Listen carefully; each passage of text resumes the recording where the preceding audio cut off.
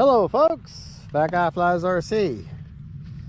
We're out here at the Avon Park Aero Modelers Association, or I'm sorry, Aero Modelers Club, and I learned that it wasn't an association. I know there is a distinct difference. But anyways, the Aero Modelers Club, and our club is a non-profit organization. We just pay the county to rent the place and they let us fly. So all right,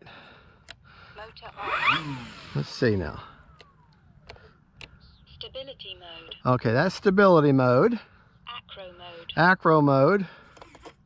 AS3X. And AS3X mode. All right, go ahead and take off in mid rates. Actually, we'll try low rates right off the bat, which my low rates on this beautiful Pitts is 70% over 20% expo. Mid rates are 85 over 20%, and high rates are 100% over 20% expo. Let's try low rates right off the bat and see if I like them. And if I like them, we'll land and we might try mid rates and then try high rates.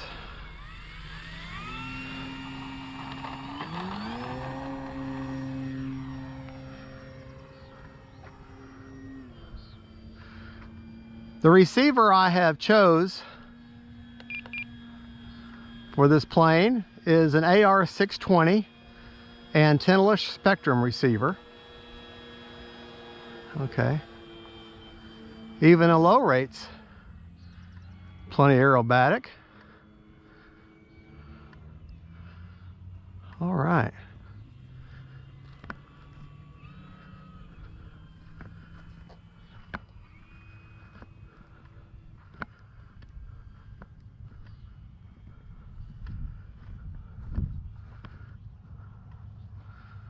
All right.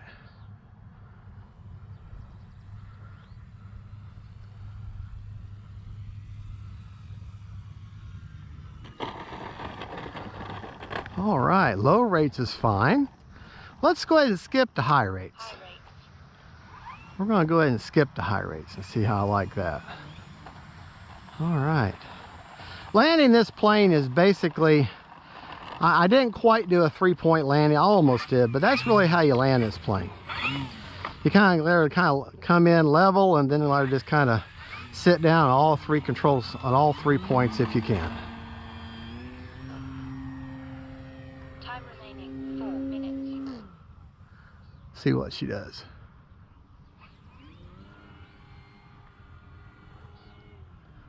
Oh, high rates is fine.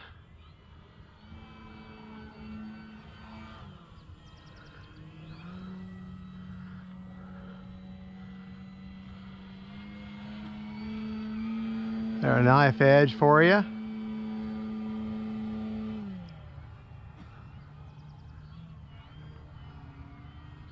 Yeah.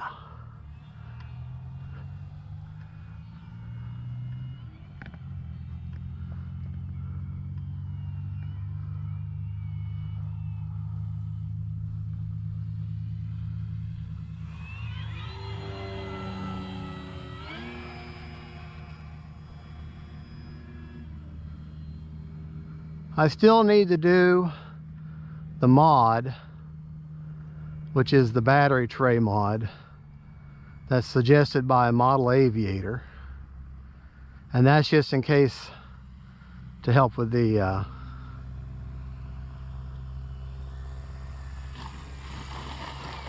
let me show you real quick. Motor off. Okay, just real quick. If you look up in there and you see that battery tray, okay, the bottom of that battery tray has 2 small little plastic pegs that pop in whenever the battery's in the secure spot. Well, problem with that is those 2 little plastic pegs will wear off over time by pulling tray in and out, in and out, in and out. And eventually they're going to wear off, and then one of these days you're going to be flying, and then your battery, which weighs several pounds, is going to suddenly drop to the back of the plane, and now you're going to have a 50-50 chance of survival if those odds are that good. Now the mod that he does is to put right here epoxy on a foam block down about 2.5 to 3 inches, you know, right here, and then that will butt up against that battery, and that way, in case that battery ever starts to slide, that block will catch it and you have a recovered plane. You may not even know that that had happened. And so definitely something to consider and definitely want to do.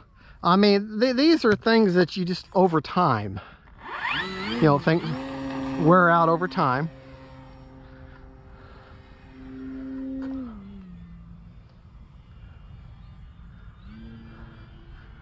And so you just had to be aware of that.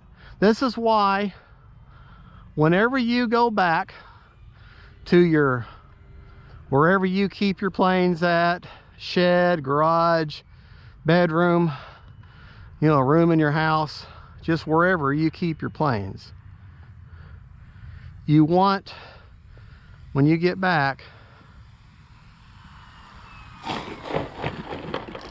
you want to be able to check everything. You want to check all your control surfaces, check the linkages, check the motor. Make sure any unusual rattling or anything that feels suddenly loose that wasn't that way before. Just go ahead and check it. That way, whenever you're ready to go fly, then you're ready to go fly. All you gotta do is turn your transmitter on and slap a battery and go for it.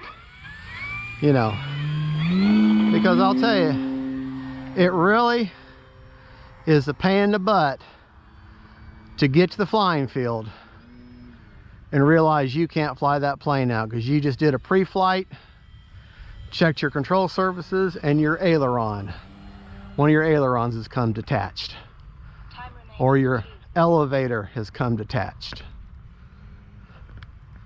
That is not what you want to experience. That is not what you want to do. Not at all.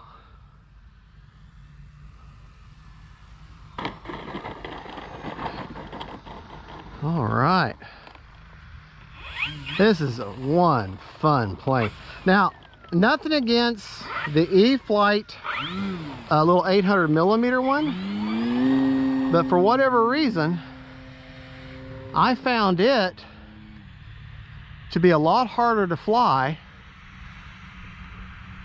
than this one.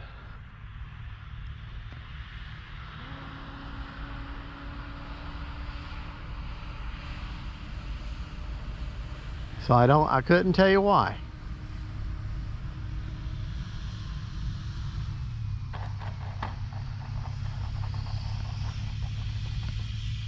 There we go. With this plane here, if you noticed, when I was getting ready to touch down, I let her fly just off the ground for just a few inches for quite a while. That helps bleed off the steam, and basically you want to touch down with this plane right before you'd have a stall.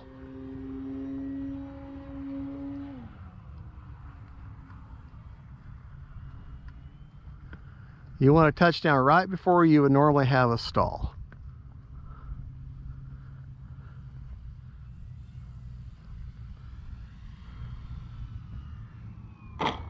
See how I kind of held her up there for just a second? That's what you want. All right, we got enough in her for one more good one. Got 1 minute and 19 seconds. Get her turned around.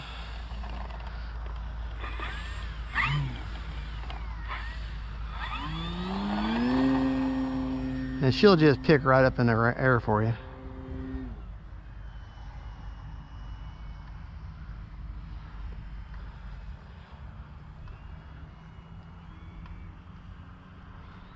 Time remaining 1 minute.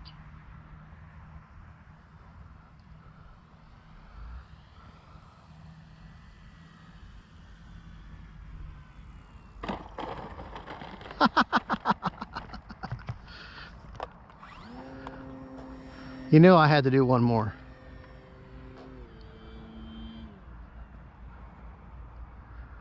Why don't we do a grass landing this time?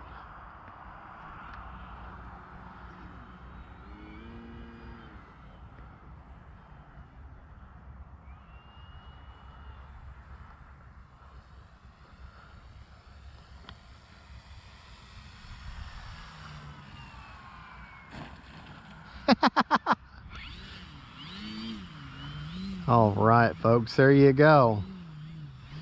That is the FMS Pitts 1400 version 2.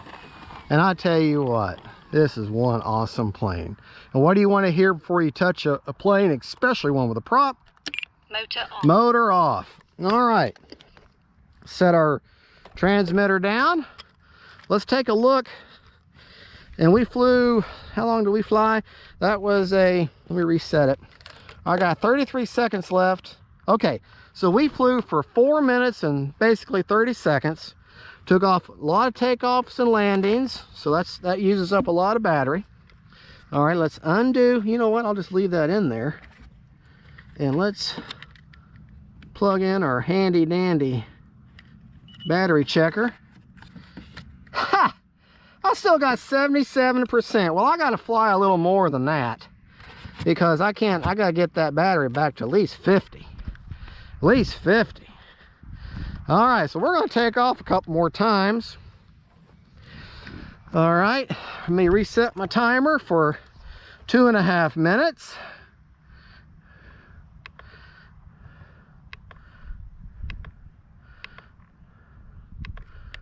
All right. Yeah, I just couldn't. 77% left. Gotta fly some more. Man, that is just one beautiful plane.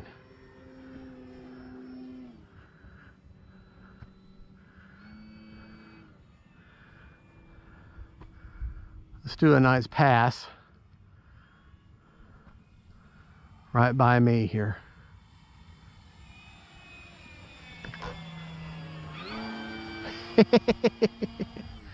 Let's see if we can't land this plane.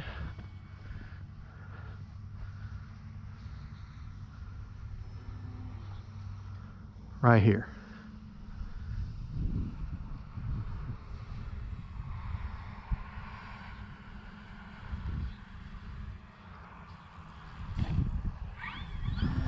Well, that was an unintentional touch and go.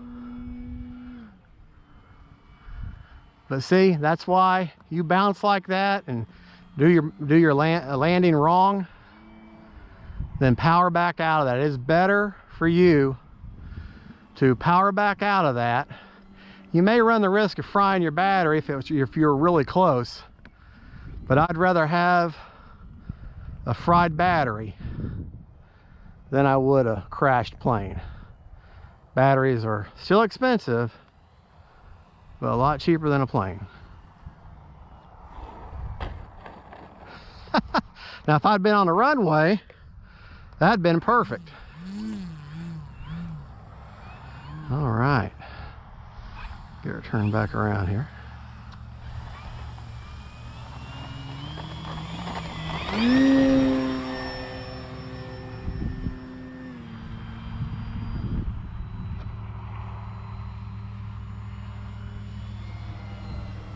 Time remaining 1 minute. All right.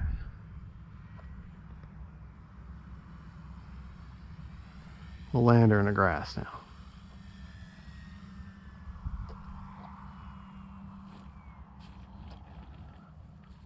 Whoa.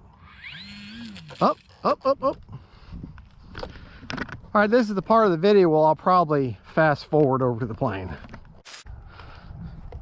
Okay, we're at the plane now.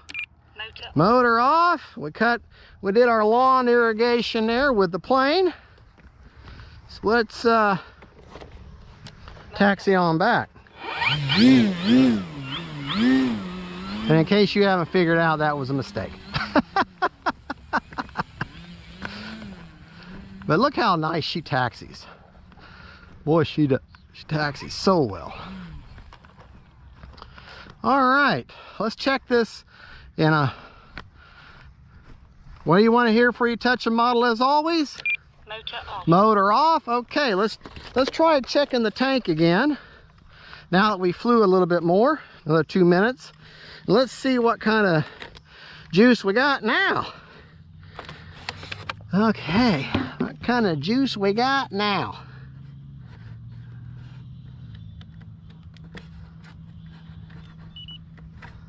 Okay, 65%, I'll take that. But just to show you, that's where the reflex, that's where it came. That's where I've got my AR-620. And to show you, let me unplug the plane real quick. Do it one-handed. Now here, you hear that? Okay, it popped through. Let me listen to this noise. Hear that pop? Over time, that pop is going to get less and less distinct. Okay, but if you look real close, see the tip of my finger? See them little plastic risings right there? Those are going to slowly wear off, and that's all that's holding your battery tray in. So that mod, I think, is necessary. The other thing you could do, and I did this in the pits, is put me a golf tee sticking right in there to hold that in, but that's up to you. All right, folks. Thank you so much for watching. Don't forget to like and subscribe, and don't forget, faith, family, and friends, and then planes. Bye, y'all.